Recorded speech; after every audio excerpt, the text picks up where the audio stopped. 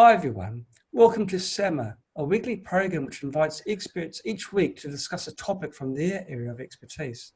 This week we are delighted to have Dr. Elmar Jung as our expert to discuss the importance of oral health.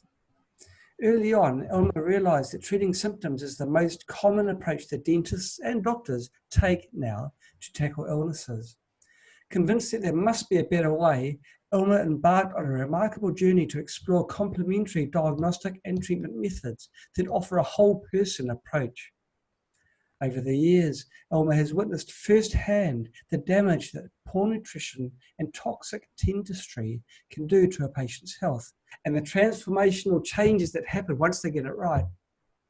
His main goal is for his clients to be in charge of their own health and well-being, and to raise their awareness about the influence dental materials and treatments can have on their overall health.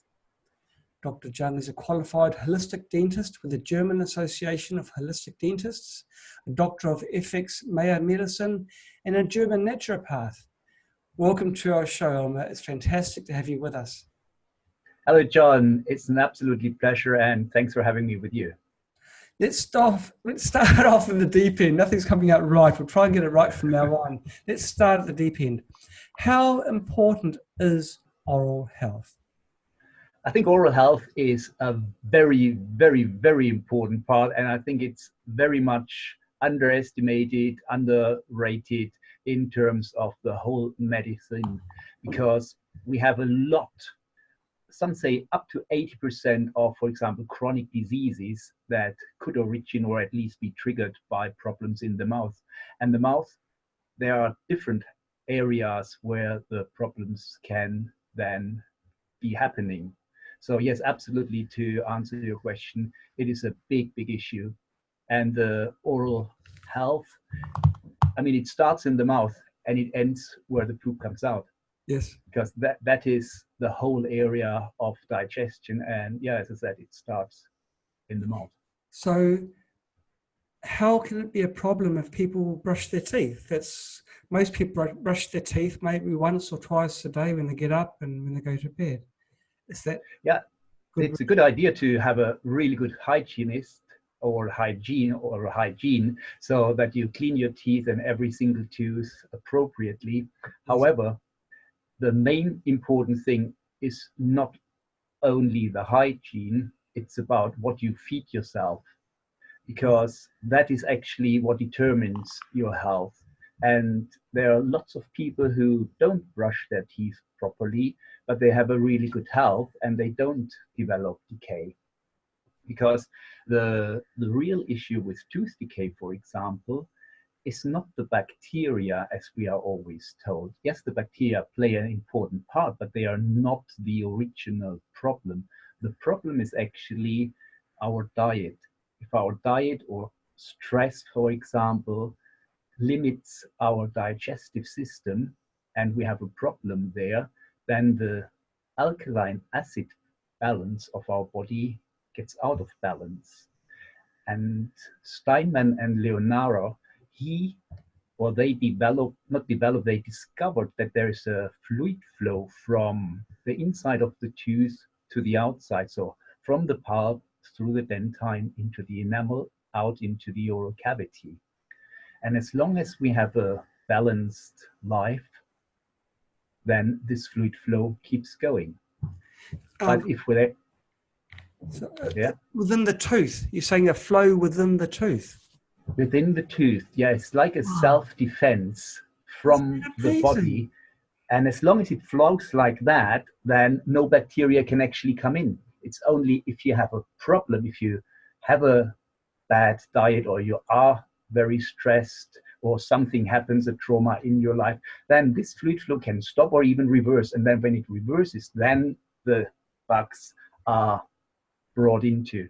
So the bugs, the bacteria, they are just opportunistic. They take what they're given.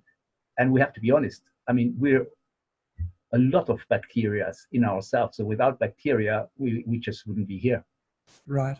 It's quite an amazing concept. I never actually realized this. There's a flow through your teeth. Yes. Is that amazing? So there's normally like a positive flow keeping the bacteria out. Correct. Yes. I mean, the tooth itself is not a stone or a solid structure.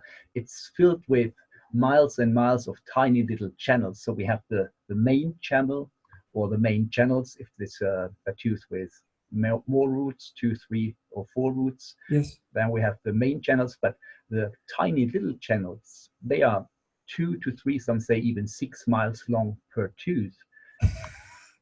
So, and that is where proteins are, where this fluid flows, Gosh. and that is also where bacteria can hide. Right. Isn't that remarkable? Yeah, it's absolutely amazing. And so therefore, if you look into teeth like that, then yes, you appreciate that people clean their teeth properly. However, it would be more important to educate that it's the food that they put into themselves that makes the difference. And obviously, how good is their digestive system working? What foods are good for your teeth? Well, for the teeth, the first thing is obviously that the less sugar, the better. I Everyone don't puts on think there's a I don't I don't think there's a diet that fits all, because there are people who thrive on raw food. I'm not really good on raw food. I find this not the ideal food for myself, but I have quite a lot of raw food with my diet. So I think it's about what feels good for you and what you have experienced that can make a difference to your life. And I Right. think there are a couple of basic things, like nowadays with the wheat, with the gluten, I don't think that's a good idea. We need to look into fats. Good fats are very, very important. So that's an important part. The main thing is definitely sugar processed foods, because in processed foods is a lot of sugar, a lot of fats that we don't really want. No, no. No, I've had a question come in from Lucy. It's a good one. It's a good timing to pose it to you now. Lucy says that she's seen a lot of videos on the body's ability to replace adult teeth. Now, you've just said that teeth aren't rocks. They're like a living organism, a living part of your body. So, Yes. can adults have their body replace their own teeth that have come out if they're healthy enough, or if there's some, if they're, is it possible? Is really what she's asking. Well, I've heard from people who have done it. I've never seen proof of it. So I myself have no experience with it. And I would be really, really happy to see who has done it and how they've done it. Yes, I yes. mean, since I started at university, I've heard that you can start regrow your own teeth, or they will find something that they place into the jaw to regrow your teeth. But until now, I haven't come across anything that could make that into high street practices. Okay. Another thing that a lot of people talk about is mineralization of teeth. Where if your teeth has got a cavity, you can do Yes. something to allow your tooth to rebuild itself. Oh yeah, and again, that is down to nutrition. And Ramy Nagel wrote a really good book, Cure Tooth Decay, where he points out what kind of food he recommends to do that. He came to that because his daughter, I think it was, had a lot of cavities, and so he went on this search. He's a journalist. He went on this search and found out which foods were good. Now, from a healthy person's point of view, to keep your teeth healthy, I think it's important to have good lot of vitamin C, vitamin D, vitamin K, and obviously magnesium, because the magnesium then is important to really make the vitamin D and K work properly. Okay. Wow. Another online participant is asking, how can vaccines and heavy metals, which would be amalgams, affect tooth health? Do they block the mitochondrial channels? Well, that's one thing that they do, and we also know that mercury has an issue or can cause issues in the gut. So Yes. when the gut doesn't work properly, again, as we discussed earlier, then we can have a problem with the teeth. Right. Okay. So vaccinations, same thing? Well, vaccinations, I mean, there are really two worlds clashing here. The ones who are totally for it and others who are totally against it. The problem, I think, is that there are so many different things in a vaccination that aren't really helpful, like the thimerosal or the aluminium. So we are treading here quite dangerous land. Okay. But with regards to oral health, Yes. what is the impact that a vaccination would likely have? Just on the science side. You've mentioned the aluminium Well, I injection. haven't had any scientific papers on that. Okay. What I think is really that when we have a mercury in our gut, that we then can have those problems, because the mercury makes or can make antibiotics not work properly, and obviously it makes the bacteria then go into different forms. Right. Well, now vaccinations are pretty much compulsory unless you're you want to if you love going into battle. So what can you do after the event? Can you do anything to try and nullify the detrimental effects of the vaccination? Well, This is with regards to going to the teeth, not regards to other things, issues. with nutrition, you definitely can do a lot, and with supplementation, that's for sure. Yes. The question always is, how does the person react to the vaccine? Yes. What do we actually see Right. on the teeth? And do we then put it in correlation to the vaccination? Okay. Okay. So what foods are good for tooth health? What kinds of food? Organic food, for example, I Yeah. think that's the main thing, that we look into the way how our food is grown, how our food is processed, and the least processed it is, the better for us, because then it has all the goodies on it. And and nowadays, yeah, the problem is with the big farming. They have lots of pesticides and herbicides, so Right. they go into the water, they go onto the crop, and then this is what we get, whether it's through our tap water or in the actual food, in the tomato, in the whatever you eat. That's right. It draws in all the toxins, Yes. fertilizers, other undesirables. Right. Um, what supplements would you recommend for people who want to have good oral health? Would these be the magnesium, the Magnesium, vitamin D3, vitamin K, zinc, selenium, and boron is a very important one. interesting? That is good for bone health. Vitamin A's, probiotics as well.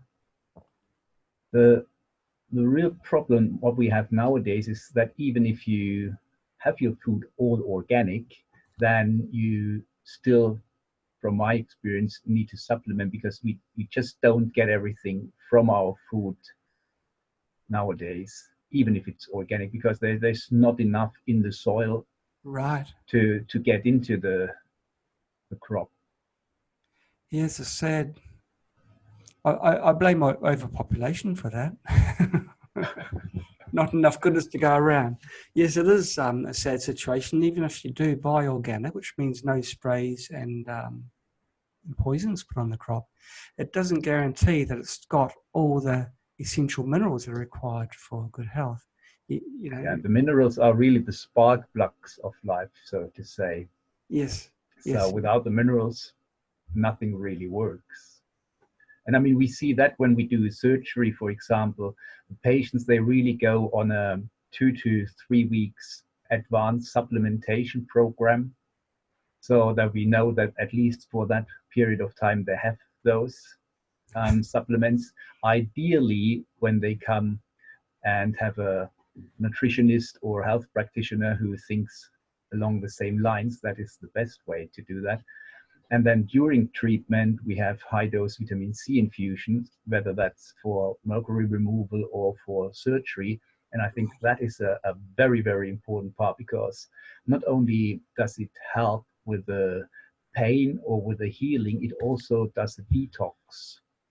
Right. And so with all treatments, I think it's very, very important to have vitamin C infusions. And if you can have vitamin C infusions after that locally, there are a couple of providers for that. I think that's a very, very good thing, especially when it comes to winter now, just to give you a little boost. So vitamin C, definitely very important, and then keep going with the supplements for another 4 to 5 weeks after the surgery, and that has proven very, very beneficial for the patients. Perhaps if that's Especially the vitamin D3 is important, the K and the magnesium. now D3. Would you, if you're fortunate enough to live in the southern coast of England and you've got enough sunshine, would you still need to have a vitamin D supplementation? Well, I always have my clients to have the vitamin D level checked, and most of them are very, very depleted. We had one who had about 16 micromole per liter, and the average where the NHS says is okay, I think is around 50. Okay. So I want more than that for the bone health, because it's a very stressful situation for the body, and you need to have a lot of those supplements there, especially if you didn't have them beforehand. So it's important to really go for full supplementation in that regard, and that's what the patients are getting, a dental bone regeneration protocol to make sure they do that. So it's not vitamin D but vitamin B, is that right? Vitamin D3, vitamin D3, delta 3. Delta 3, roger that. Yes. Okay. Now, okay, another question has come in. How much vitamin C is given during the infusions intravenously? How many grams would typically? Well, that depends. Normally, you could say 22.5 to 25 grams. And a really good ratio also is 0.75 grams per kilogram body weight. Okay. I didn't think there were many doctors that provided that service, even though it's something that's so simple.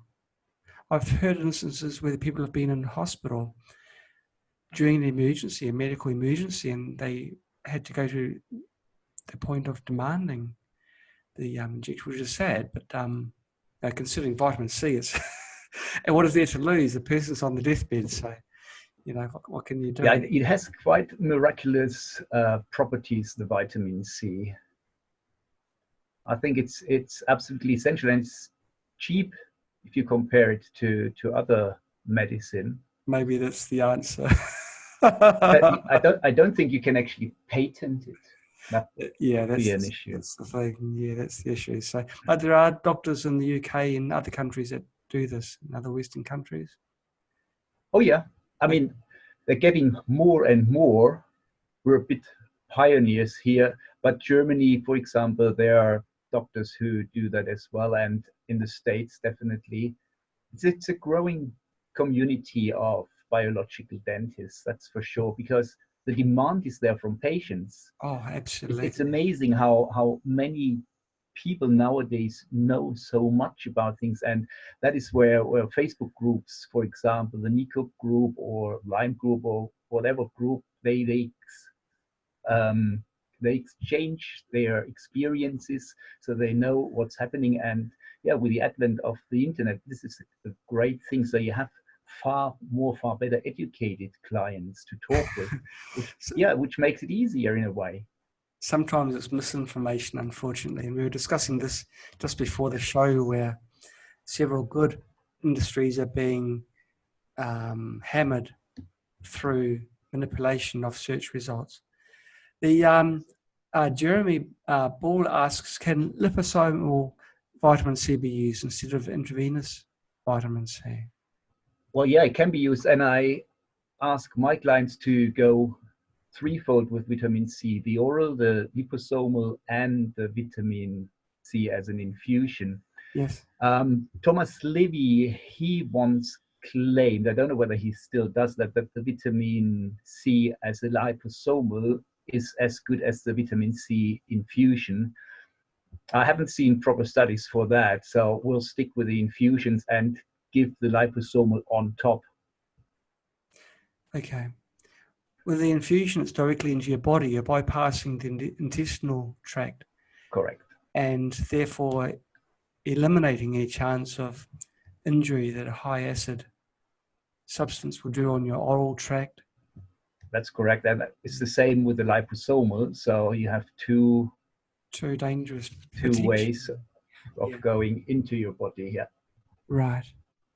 Now, what sort of things could happen if you've got tooth problems for the rest of your body? Well, in the early days when I started out and I still have my practice in Germany, I had a patient coming in, a 13-year-old young girl with her mom. They were booked in, and I remember that if it was yesterday, really. It was a lovely day. They sat in the waiting room, tears coming down their cheeks, and they didn't know what to do. And the reason for that was that the little girl, Christine, she was supposed to be locked up in a mental institution because GP and headmaster didn't know what's going on with her. Since 6 months, she lost her memory, she retained water, she was treated with antibiotics, with corticoids, with all sorts of things. She had pain all over the body, her digestive system didn't work properly. She couldn't go to school, she had to stay at home. She was really, really in a bad way, depressed, almost suicidal. And now they say, you need to go into a mental institution because you're a fraud. There's nothing wrong with you because no test, nothing did show anything. So nothing's wrong with you. What you're doing here, you're just making these things up to gain attention. And I mean, looking at the girl, nothing could be further from the truth. Right. And I sat her in the chair, had a look when she opened the mouth, and I knew exactly straight away what was going on. She had a tiny little amalgam filling in her mouth. Now, this small amalgam filling wasn't what was the real cause, but that was the last drop into her bucket that brought it to the flooding. So her mom's mouth was full of mercury. So during pregnancy, during breastfeeding, she detoxed herself into little Christine to bring her full of mercury. And so with the father also having a lot of mercury filling, this is something that Boyd Haley once found out, that when mom and dad have a lot of mercury fillings, it's highly likely that the children have a problem with detoxing. And that was exactly what we were presented with this young little girl. So we started a very, very gentle detox program, removed the small amalgam filling, and within 3 months, she was back to normal. Gosh. So she would have stayed in a locked up institution for the rest of her life because no one would know what happens. And yeah, because it's a lack of knowledge, isn't it? If you don't know where to look for, you just don't look. That's a very scary story too, because there would have been a lot of cases where they would have gone through the institutions. Yes. Just the removal of the amalgam and the detox regime. Yeah. And I think that's a very important bit. It's great to have the mercury fillings removed. However, because mercury fillings leak 24/7 and you can measure that, therefore it's also important that you do the detox, because over the years there's so much mercury coming out of the fillings that will then, depending on where you have your weakest spots, settle in kidneys, in gut, in your brain, in your spine, in your thyroid. So yes, absolutely, detox program is definitely very, very important. And this detox program, is that the vitamin C plus? Well, vitamin C is part of it. Yes. And before you can actually do a detox, you need to make sure that the patient's detox organs, the excretion organs, that they work properly. Yes. And I have to emphasize this very, very much, because oftentimes people do a detox, but the kidneys don't work, the liver doesn't work, and their gut doesn't work properly. So they mobilize a lot of those toxins, and then they just go around in the body and stick to some other organs, but can't get out of the body. So therefore, it's very, very important that this is done with someone who knows exactly what they are doing, with a naturopath, with a health practitioner, GP, whoever has experience with that, so that those channels are opened up first. So when it's then mobilized, that it can actually be taken out of the body. Right, right. And that's what we see a lot of times, that the gut, again, is the real culprit. The gut with most people doesn't work properly. And it's an easy test. How much toilet paper do you need? If you need a lot of toilet paper, then your gut doesn't work properly, because normally you shouldn't use any, or shouldn't need any toilet paper. So that's a very easy way to answer this question for yourself. And so therefore, it's important that the gut is cleaned. Colonic irrigations, enemas, things like that are really, really helpful to make sure that the stuff that sits there gets out. And it's amazing what comes out. I just had a couple of colonics over the last few weeks, and yeah, it's fascinating. Fascinating. I've never heard that word in the same. Yeah, fascinating, because you think you have a really good diet, you do your detox, you have your supplements, you do enemas, and then you go for a colonic, and there's still so much old stuff coming out. Gosh. A question's come through from Jeremy again. Is there a life to mercury fillings? You said that they emit mercury. Does the amount of mercury that they release reduce over time? Well, yeah, it will reduce, because it's not that much in it anymore. So he poses the time frame of 50 years. If you've had amalgam fillings for 50 years, are they then less dangerous as when they were first installed? I mean, we had clients from all walks of life, from all ages, and when there were 60 or 70s and we tested, there was still, with a lot of them, a lot of mercury coming out of very old fillings. Most amalgam fillings are placed when they were in their youth, and so they were in for decades, and yes, there was still a lot of amalgam mercury coming out of them. So it might be reduced, but there's still a lot coming out.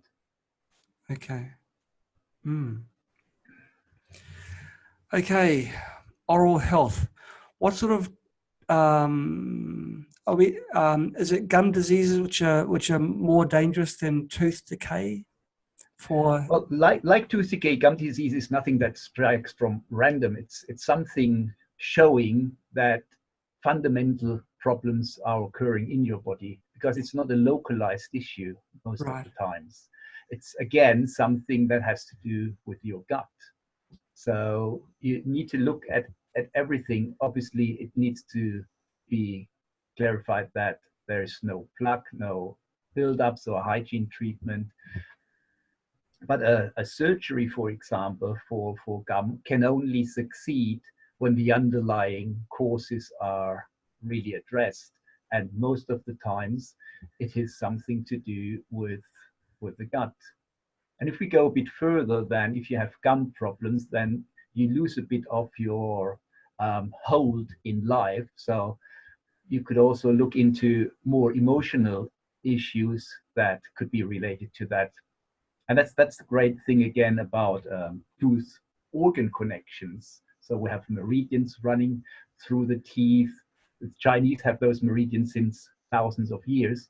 And two Germans, Dr. Voll and Dr. Kramer, they attached teeth and to those meridians, which is a highly interesting topic. They matched the Chinese Yeah, meridian. they matched the meridians and put teeth. So, for example, the stomach meridian that has the upper molar teeth as a tooth connected to them, and is also connected to the thyroid, is connected to the breast, to the mammary gland. So if there's a problem on this meridian, then the tooth could suffer, the thyroid could suffer, or the stomach. It's not a one-way street. It's Right. either way. Right. So if you get a tooth extracted, which is a common procedure for people that are having their teeth, not enough room in the mouth for their teeth, that could affect other organs in their body. Well, I think that could explain a few problems up here, because I've had teeth extracted. Is there an association between the tooth in your mouth and your hair on your crown? well, there's definitely a connection. I mean, if a tooth decays, if a tooth gets infected, then obviously the best method is to have it out so that the Yes, sure. Infection is gone. Mm. When you talk about removing teeth to make space, which normally happens with young children at the age of 14, 15, they say there are too many teeth for a too small mouth, but actually it's the opposite. It's a small mouth that needs to be more widened, and that could start very, very early. So what I did with my young patients is when they're 6 or 7, we see that the habits like thumb licking and these kind of things, that they are ruled out, and then broaden the jaw bones. And a very important part for broadening your jaw bones starts very early in life, actually when you just come out of the womb with breastfeeding. So a good breastfeeder has less likely a too small mouth when the milk is sufficiently supplied. Interesting. So that's a very important bit, because the sucking of the nipple is an important part of developing proper swallowing and also the developing of the jaws.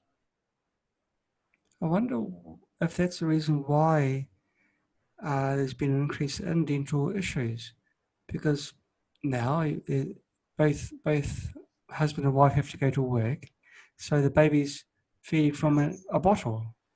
Yes. Is And that I mean, they almost drown when they drink from a bottle, because the hole in the bottle is oftentimes far too big. So they don't really learn to swallow properly. And if they don't learn to swallow properly, they don't breathe properly. And if they don't breathe properly, the sinuses aren't developed properly. So they are set up for sinus issues, allergies, asthma, all those sorts of things. So it's very, very important that already, well, it starts even earlier, so that the mom gives proper nutrients to the child, so that they come into this world with a good foundation. And then sorry. You go on.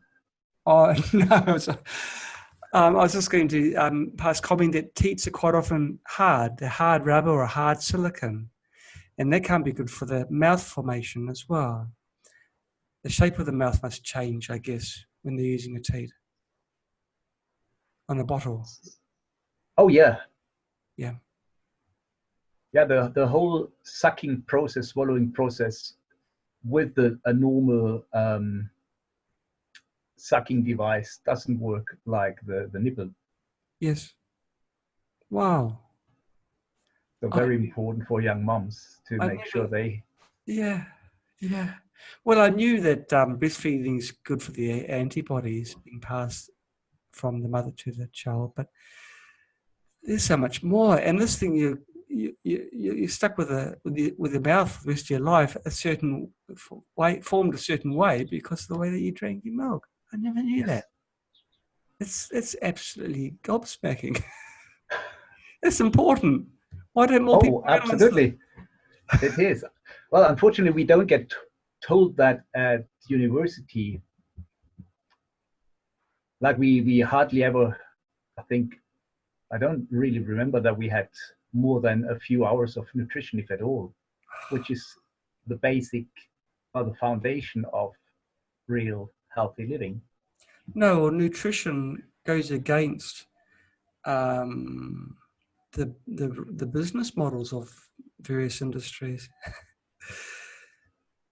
But and I was thinking when you're talking about the supplements, how before surgery you give them the intravenous C, and No, that goes during the surgery. The vitamin C goes during. during the While I do the surgery or the amalgam removal, they have the infusion.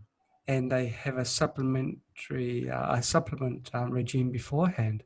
I was Yes. thinking if they did that regime a few years prior to this, they wouldn't be having to lie down and have these bright lights shining on them and someone with a sharp knife just hovering above them. Well, it could well be because then, for example, with fatty degenerative necrotic jawbone infections, also called cavitations, they sometimes happen when the teeth are extracted and it doesn't heal properly, and not healing properly could actually, as you just mentioned, be that they are not sufficiently supplemented with the proper nutrients. Absolutely. Right, right. What role does emotion have? You touched on this just a little bit earlier. Mm-hmm. And what kind of emotions, and how can people encourage that type of emotion in an environment which just steams of conflict? Okay, I had a few patients who had to come for surgery a couple of times for cavitation surgery. We did 2, 3 surgeries in the same place, and it never really healed. Once they addressed their emotional issues in that from that area, so let's say you have a large intestine, a molar on the lower, one of the big teeth, so that is connected to the large intestine. Yes. And one of the emotions for the large intestine is letting go. So looking into that, what is going on in your life that you don't let go, that's a big part. So they then looked into their emotional state and resolved things, and we did another surgery and it healed. Now you can say, well, Wow. it could have been something different, but I mean, we did many things differently from surgery 1 to 2 to 3, and only the fourth when they then actually addressed the surgery beforehand by looking into their emotional state, then it actually made an impact. And so nowadays, I really ask them before we do surgery from these areas, is there anything? I have a tooth chart where they can see positive and negative emotions. And I don't want to know what's going on. It's just about them looking at it, and then sometimes something crops up, and sometimes something comes up a bit later, and sometimes nothing comes. So, but it's very, very important emotions, because in the end, what are we having? What are we looking at disease when we look from a bit of a further perspective? It's our body telling us something. Look at this. And so we probably have been angry for a long time or depressed for a long time. And then you don't resolve that. And so the body has to take more severe measures to show you in a certain area to look at that. I mean, we're getting here into a totally different medicine, and I think it's important to be open for these kind of thoughts. Yes. There must be a booklet that the SEMA experts are sharing, because I think it's 3 or 4 consecutive SEMAs we've had experts say the same thing. How basically, it all starts with emotion. Like you've got to be in the right frame of mind Absolutely. before the healing can really start. And you've seen solid evidence of this post-operation. It's Yes. absolutely. I think you guys are trying to tell us something. No, it's really cool. And you had Renzo Celani on your show the other day, and I use his mirrors with my tooth chart, Yes. where I have the emotions on and the meridians on, and kind of transfer that to the patient. So they sit on their on these plates, and then I use the mirrors on those teeth, and it's amazing how much better people now heal. I had another client, she had always problems, was falling into a deep hole after surgery. For a week she's off, she can't do anything, pain, and we treated her with the mirrors, and she had nothing like that at all. And just last week I had another patient, and she was really terrified of the whole procedure, and she was one of those patients who got informed about almost every single step we take, which was great. So she knew what's coming, which frightened her even more, obviously. But then she really was expecting pain, she was expecting swelling, Yes. and nothing happened. She's really happy that she got rid of that tooth and didn't have to deal with all the supposed consequences. So yeah, I'm absolutely sure that what Renzo Celani developed with his mirrors with the light kinesiology is absolutely amazing. And I use it in my health consultations as a health consultant. We run through a program there where we get rid of so much stuff in one session, in probably about 1.5, 2 hours. It's really great. And in the end, that should be done before you do any intervention like surgery or amalgam removal, because then the body's really capable of dealing with that in a far better way. It's amazing. It's absolutely amazing. Yeah. And it's good to hear someone who's actually using his system, because I mean he was, so I'm hearing it from both angles. It's I mean, I did the course in February and then started on myself, because I always do the things on myself first before I give it to the patient. I want to know what's going on. I walk my talk, so to say. And I've done it. I've been there. I had cavitation surgeries, and I had my mercuries out and the detox. So I really know what I'm talking about. And I think this is very important, because then the client also feels that there's authenticity, that you really can feel with them. You know what you're talking. You're not just reading it from a script. Yes. Jeremy's asked a question. I think we've answered this one before, just a little bit earlier. Can cavitations heal without surgery if other factors such as diet or emotions are dealt with? The answer was a yes. Well, as of now, I haven't seen a cavitation heal without surgery. That doesn't mean it hasn't happened. I'm pretty sure that with the mirrors, we're on something very special there. I know from Philip Mollica in the States, he uses ozone treatment. So he brings ozone in the cavitation, and he says that he can heal the cavitations with that. Well, I've done that for a while, and I think it holds the infection, the inflammation there. But I don't think that if you don't remove the cause, you will get rid of the problem.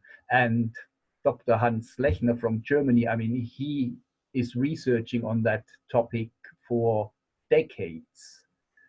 And he also says at the moment is the surgery. Okay. Right. The healthcare products which people can buy from supermarkets, are they good? Are they suitable for the job? If you brush your teeth using toothpaste you'd find in a supermarket, would there be no? Well, if they have a biological and organic corner, you might be lucky, yeah. Okay. Well, I don't think that you need sodium lauryl sulfate, for example, in your toothpaste. It's not necessarily, you use it for cleaning the floors, but I don't think your teeth are that dirty that they need that sort of material to do the job. And actually, you don't really need toothpaste at all. toothpaste is a great thing to give you a better taste in your mouth, and you have the feeling, yes, I've done a good job. But actually, you could do that without. And there's a really fantastic toothbrush, the blotting brush, that works totally without toothpaste. And it works like when you look at a painter and he has this oil painting and he has too much oil on the canvas, he kind of blots on the canvas, so removes the oil from it. And in that way, the blotting brushes work. They have split ends and they suck the debris from the teeth. They were developed by a dentist in the States, Dr. Phillips, and he had fascinating results with his clients. None of his clients had to go or undergo surgical treatment for their gum problems. They all kind of blotted their problems away with the blotting brushes. It's fascinating, absolutely fascinating. There's still a video of him on YouTube. I think Tooth Wizards, they have the video. And that's also where you can get the blotting brushes. It's a very old video from the, I think, 1960s or something, but he explains it so really understandable. It's absolutely brilliant. Really? And so yeah, you don't need toothpaste. So blotting brushes aren't new. It's an old technology. Oh, I mean, Dr. Phillips actually got the idea of blotting brushes from an Indian tribe where he went on holiday or something, as he explained, and they used these twigs from neem trees. And he thought, oh, if they get it out with that, I can try that with a toothbrush. And so he developed the blotting brushes with that kind of technique in mind. So it's blotting, BLOTTING. ING, yes, correct. Blotting brushes, and toothwizards.com, they sell it. Okay, well, that's two things for us all to Google afterwards. And they have the ones, the big ones and the small ones. I like the small ones because you can get in any area that you like, and the small ones obviously are more suitable for children. I assume that you still need to use dental floss for your teeth. Is dental floss a good product to use? Well, if you do it properly, it can be of help. You just need to be very careful that you don't force it into the gum, then it does more harm than good. And Dr. Phillips actually said, if you use the blotting brush properly, then you don't need a floss. And there are already studies out from universities that they say the floss is overrated. Interesting. So they say. You've heard that. So they say, yeah. That's actually amazing. Blotting brush. That sounds so incredible. You just dab it on your teeth. Yes, you just dab it and you suck it out or rinse it under the sink. I just suck it and swallow it. Oh, it's goodness, isn't it? I mean, the bacteria are there anyway. You just get away with them. And the good thing with the blotting brush also is you can do it on borrowed time, so to say, because you can just sit in front of the telly or when reading a book, you just blot away, and you don't really have to stand in front of the mirror over the sink like you have to do with the toothpaste. Carmela Walker has joined us. I wonder where you would join us. She's a stalker. You can buy them in Australia, Queensland, for $5.95. I'm definitely going to get one. Definitely going to buy one. Yeah. I was going to ask you, is it just an American thing? Because I've never heard of it. Great, yeah. Now, if you have mineralized toothpaste, do the minerals do good to your teeth? Do they get absorbed by the teeth and make your teeth stronger? We've all seen these animated advertisements for the all-time health product fluoride, making your teeth strong and healthy. Well, skipping over that little detail, can minerals be absorbed by the teeth? Well, if the teeth are not solid organs, yes, absolutely, they can absorb things.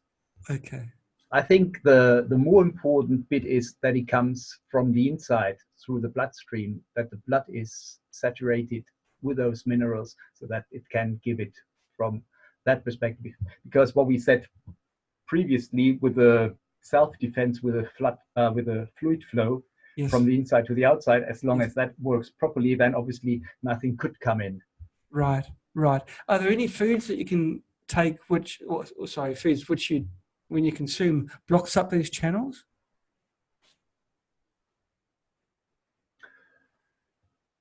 Blocks up. Well, I would say very sweet ones that stick to the tooth. Right, right. Okay, okay. Which, of course, is very conducive to plaque and decay and acid. Yeah, and again, then if you have a healthy alkaline acidic balance, then it doesn't really make much difference to the tooth because it has its self-defense up, and so the tooth is protected. Right. I think we've covered all the bases, haven't we? We've done the blotting brush, which is amazing. I'm definitely going to buy one if I can. Yeah, they are really good. When people have a crown put over their tooth, Yeah. are there long-term health repercussions as a result of that? Well, it depends on many things. Depends how much tooth has been removed to place the crown, because the more tooth material that has been removed, the more likely is that the tooth gets a trauma from that, and in the worst case, it dies, needs a root canal. Gosh. Or taken out. Yeah. Then the other thing is, does the crown fit properly, or are there gaps so that secondary decay can develop? Right. That's the thing that is important on the tooth itself. Then what material is the tooth crown made from? If it's a metal, nowadays I think with all the EMFs coming more and more onto us, I think it's more and more important to have a metal-free mouth. Also, if you have, for example, amalgam fillings and metal crowns, then you have a battery in your mouth. So there will be a battery or current flowing from the amalgam filling to the more precious crown, right, through your saliva. And that is why some people taste this metallic taste as nothing else than tasting the metal out of the mercury fillings towards the crowns. And what we also sometimes see is a tattoo around the precious crown, nothing else than a tattoo of the mercury that came out from the filling and now being placed in the gum there. Oh my God, but it's proof positive, isn't it? That the mercury is moving. Yeah. Gosh, that's scary. That's incredibly bad. Well, it gets worse. If you have a mercury filling and you have a dead tooth, then the dead tooth produces mercaptan, and the mercaptan will then be made into, with a mercury from bacteria, into methyl mercury, which is one of the most toxic substances on Earth. So, yeah. Well, bacteria is in everybody's mouths, so wouldn't that substance be in everybody's mouths if they have amalgam to varying degrees? Yes, that's correct, but not everybody has a root canal treated tooth or a dead tooth. Okay. So it's a combination of those two. But I'd say a lot of people would. That's correct. Wow. Well, we're getting closely to the summer. I'd like to have things on a positive note at the closing. I'll just put this other question to you that Carmen has asked.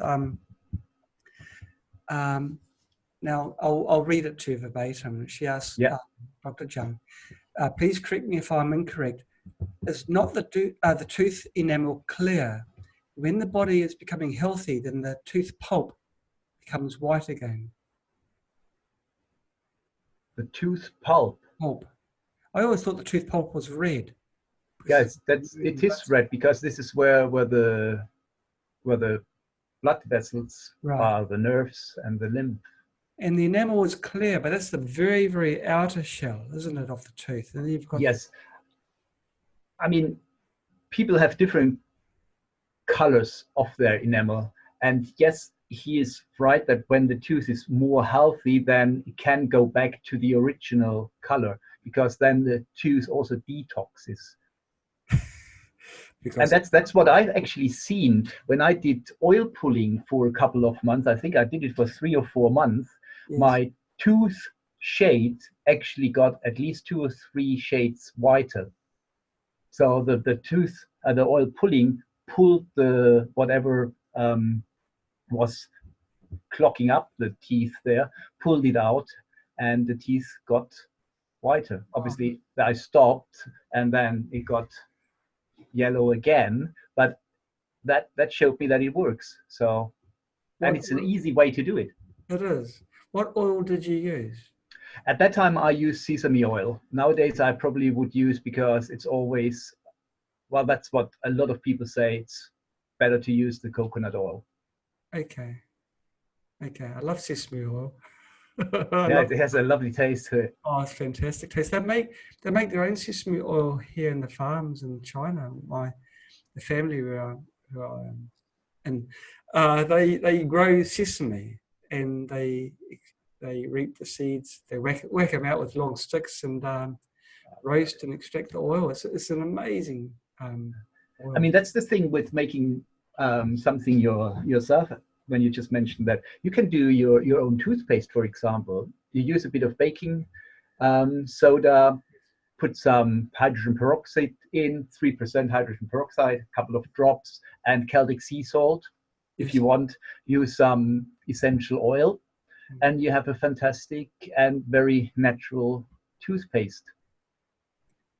And it'll be quite cheap, wouldn't it? It's not very expensive. Oh, absolutely. Yes, very cheap. The other thing is, you have to disinfect your toothpaste. So buy a big bottle of hydrogen peroxide, best food grade, 35%, and then put your toothpaste in that, leave it in for a few minutes, and then rinse it. That kills bacteria. And once you have been ill, just swap your toothbrush. Yeah. And you should change it anyway every, I would say, 4 to 6 weeks. If you don't clean it. Yeah, I change my brush every 2 years whether it needs it or not. That's right. Well, there are families who share toothbrushes. So that's right. It's the mileage is more important rather than duration. Yeah. Jeremy's asked the question, are oral irrigators effective? If you use them properly, I'm not a big fan of them, because a lot of people start misusing them, which means that if you have an oral irrigator, you need to make sure that the beam of the water, that this goes parallel through the teeth. You do not point it down into the gum area. If you do that, you could destroy the fibers that hold the gum to the tooth, and also you push down bacteria, food debris, and all sorts of things. So used properly, it is a helpful thing. I have never propagated it. Okay, great. Okay, can you think of anything positive to say?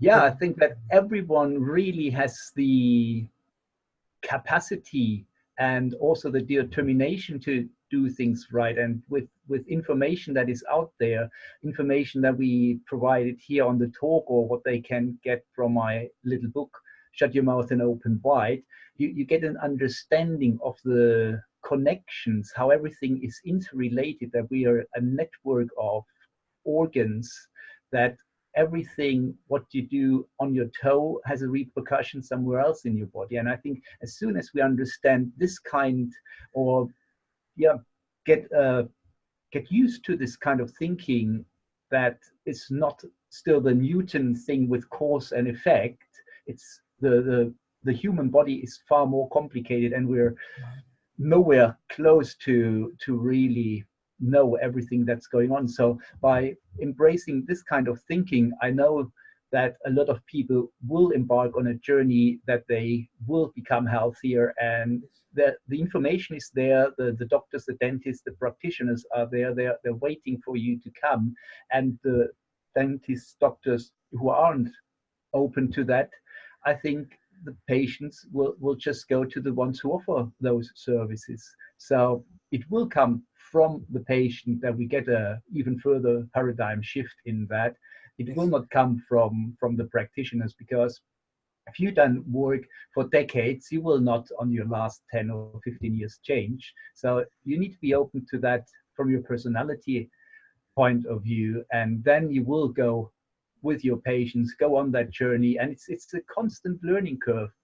Things you haven't done 5 years ago, and other things you will probably never do.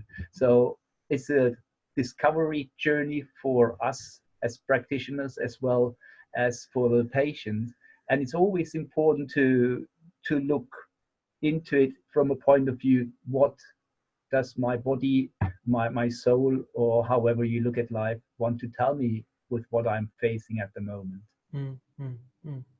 I noticed that book in the background. That's titled "Shut Your Mouth." Is that your book?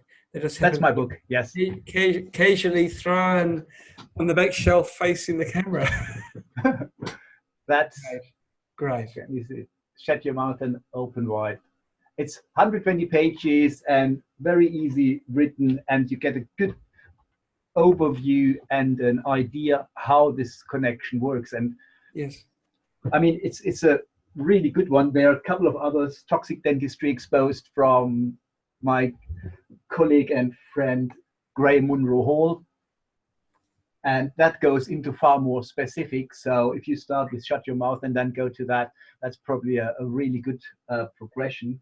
Then Yeah. obviously there's the root canal cover up from George Meinig, who brings up what Weston R. Price discovered in the 1920s, and he wrote the book Nutrition and Physical Degeneration. I think those are, so to say, my Bibles Yes. in terms of basics of good dentistry and good nutrition. Right. That's right. It all starts from the mouth. It all starts from the mouth, absolutely, yeah. Is there any website that people can go to if they want to learn more from what Yeah, my website is www.dr, that's Delta Romeo hyphen Elmar, Elmar is Echo Lima Mike Alpha Romeo hyphen Jung, that's J for Julia Uniform November Golf.com. Great. And there's also a tooth chart on their website on the top. And so you can have a look if you know you have a root canal treated tooth, or you have a tooth that causes any problems. You just click on the tooth, and all the relations, or a lot of relations with those meridian, with this meridian comes up. And so you can see if there's anything in that meridian pathway that bothers you as well. Yeah, it's not just a coincidence that things happen after you've had tooth surgery. If there was a choice between a root canal or tooth extraction, just as a final question. Oh, look. This person's asking how to read a tooth chart. I wanted to have the last question. Are tooth charts easy to read? Yes, it's Okay. photos, so you don't have to read a lot, you just watch and look at the pictures. And it says which side is, when it says the left, does it mean like your left? It's always the patient's. Or on the patient's perspective? Yes. Okay, great. Okay, I've often wondered that. I better start driving on the other side of the road then. A choice between root canal or tooth extraction. What would you go for? Well, it depends. You need to see how good in health are you. Yes. The problem with root canals is they are always giving up toxins. So yes. I personally would never want a root canal, or if I had one, I want it out. However, there are circumstances where this is not possible for the moment. And so if the person is in good health, they will, and I say this, compensate. But how long can they compensate? They can compensate as long as the bucket fills, and then that's right. No one might think of that root canal treated tooth anymore. So for people who suffer from any kind of chronic diseases, I would definitely have the root canal taken out. And the reason for that is the experiments that Weston A. Price did in the early 20s last century. He implanted, for example, a root canal treated tooth from a patient who had rheumatism. And the rabbit developed exactly that kind of disease. So he implanted the root canal treated tooth under the skin of the rabbit, and the rabbit developed that disease. That was the source.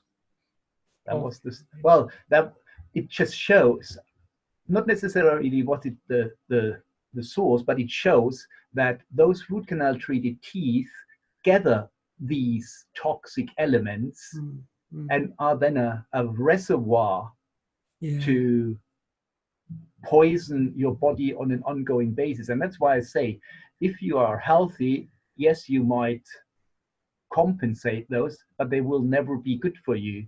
They might be good for reasons that you can put a bridge in or whatever, but from a overall health point of view, I think the root canal needs to be looked at with far more scrutiny. Right. And of course, someone may be fit and healthy when they have the root canal done, but 20 years down the track. Exactly. Yeah, that's the point. And we need to bring more awareness of this network thinking, so that, because a lot of times people say, well, but I don't have any pain, it's not swollen, and I don't feel anything wrong. Right. Absolutely, you don't. But that doesn't mean that there is nothing going on. That's why we call it silent inflammation. Right. And there's a really good machine that has been on the market for quite a while, the Cavitat scan. Unfortunately, it's not produced anymore. However, Dr. Johann Lechner in Germany, he has now developed a new machine, not yet on the market, but hopefully will be soon, the Cavitao. And we can very clearly determine the density of the bone. So we know when there is a low density under the root canal, for example, we know there is an inflammation infection going on. The bone has lost its density. And if you have that, then you know when you take the tooth out, for example, you shouldn't put an implant in straight away if you're on the side of implantologists. However, it shows you exactly where those problem areas in your bone are. So that's a fascinating method of determining, and it works with an ultrasound, so there's no radiation with that.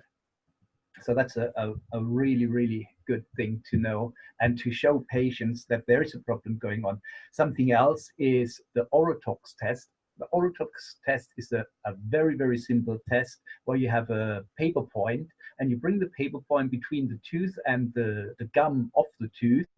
And the paper point then sucks up the fluid that surrounds the tooth, and you leave it there for a minute or two and then put it into a special solution.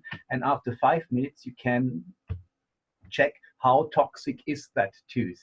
And most of the times, those root canal treated teeth are high or very high toxic. So that gives the patient an idea with what he's dealing, because otherwise he would just have to rely on what you tell them. And if they actually see, oh wow, yeah, it is really, really toxic, then that gives them a better idea in their decision making. Wow. An vain attempt, I should say, at being the last person to ask a question, Jeremy's he's asking 3D X-rays, are they better than, he's written caveat scans. I've never heard of caveat scan. I probably, caveat scans. Does it mean CAT scan? 3D X-rays? No, I think he means Cavitat scan. Oh, okay. So as I just said, the Cavitat or the Cavitao, they determine the density, the bone density. Yes. So we often see that the X-rays don't show anything. It's just our experience looking at the area that we suspect there is something, and a lot of the times then we find huge cavitations. And this is where the cavitat scan, he writes it there, cavitat scan, yeah. Yes, yes, yes. So the cavitat scan is in that regard far better Okay. than the CT scan. The CT scan has their properties and benefits, but for that particular issue, the Yes. cavitat, the cavital, better. Okay, Yes. great. And Carmela's, we're trying to stop this, Emma. Carmela, she's, is she correct in assuming that the body is capable of absorbing fungus and is capable of regrowth and reproducing, like a garden? It's actually a nice way of thinking of it, isn't it? Like a garden, but it's Well, I think we humans have huge potentials. We just don't know how to tap into them. So very slowly. yeah, I think if we wait another few thousand years or something happens to us, then we get all our capacities, and then we can do everything with our bodies. I'm certain for that. However, at this moment in time, we're a bit limited still. Yes, and your example that you gave with the tooth transplanted into the rabbit, or to the rat or rabbit. Rabbit, yes. Rabbit, and the toxins were then transferred from the tooth, so the reservoir of the toxins was the tooth. Yeah, and the really interesting thing was they then took that tooth out of that rabbit and implanted it in the next and the next, and they had to implant it into 35 rabbits until there wasn't that reaction. So there's a lot of toxins in one single tooth. A lot of toxins. Wow. Okay, we'll call it a day. Thank you so much for coming on to our show. Well, it's great, when there's people, when our participants participate and ask these questions, because yeah, it's great, absolutely. And this is what makes a seminar. And this particular one's been very, very insightful. That you've dropped a few bombshells. There's a few things I've got to look up now, and yeah, it's blotting brush. It's a must-have. I think so too, and I recommend it. I even have it on my questionnaire. Do people know about blotting brushes? No. All we know is these brushes with bristles. Yeah. Oh, there's one more thing. I think that's a pretty big bombshell. I've heard from a colleague from Germany. He is doing a lot of infrared, or did, he has now retired, infrared photography. And he did infrared photography when people used electric toothbrushes. And it looked very, very bad. So the bone changes as if there is an infection and inflammation going on after they brush their teeth with a ultrasound toothbrush. Ultrasonic or ultrasonic? Yes. Only ultrasonic, not the rotating bristle ones. No, I don't think they do much, but the ultrasonic, yeah. And of course, the ultrasonic, they're the top of the shelf toothbrushes. They're even better than the rotating ones. Yeah. Once my 2 years was up, I was going to change my brush to one of those. So, yeah, I'm so happy. Get the blotting brushes. I could brush my teeth on the way to work. Absolutely, yeah. Well, I never say it, but you could do it. Well, at least when you sit in the passenger seat, let's put it that way. I guess to use an irrigating device might be a little bit difficult on the way to work, because they can be quite dangerous, can't they? They're quite high pressure. Well, and it will be probably very messy. A bit messy as well. That's right. Thanks for coming on board. Thanks for listening. It was an absolute pleasure. John. Thank you very much. Thank you. Okay. You take care. Bye-bye, everybody. Bye. Bye. Bye-bye.